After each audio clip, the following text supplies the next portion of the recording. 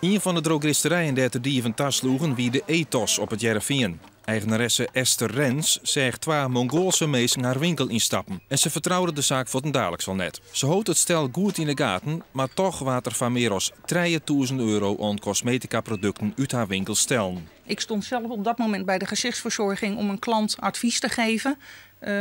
Ja, je voelt dat er wel wat is. Je houdt ze ook in de gaten, maar je bent in gesprek met een klant. Je kijkt ook regelmatig wel wat er om je heen gebeurt. Op het moment dat je weer in gesprek gaat met de klant, dus dan draai je toch wel vaak de rug naar degene toe. Gaat het allemaal weer in de tas. Ze hebben vaak geprepareerde tassen bij zich. Ja, en je staat erbij en je onderbuikgevoel geeft toch wel aan, het klopt niet helemaal. Maar ze zijn zo gehaaid dat je hebt het eigenlijk bijna niet door. Dit hier wie het in Bols wat ek alles raak. En wie het ek om dieven met de Mongoolse identiteit.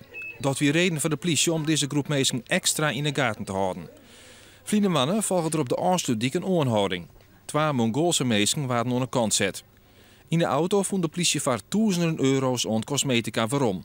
En vrienden wieken in Drachten wie je op een nijtaslijn. In de auto op een mooi verstapte plek hebben we iets van €15.000 aan parfums en andere cosmetica aantroffen die uit drogisterijen stellen binnen in Friesland. Ja, dat is natuurlijk een hele mooie vangst.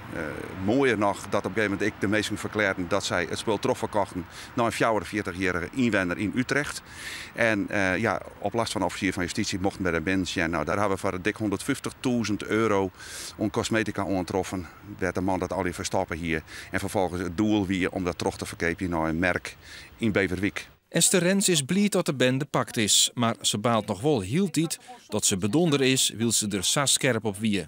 Dat is ook heel frustrerend. En daar loop je ook echt dagen wel mee rond. Zo van, hoe kan het? Je staat erbij, het gebeurt je. Ja, en toch, zeg het maar. De politie sluit meer aanhoudings net uit.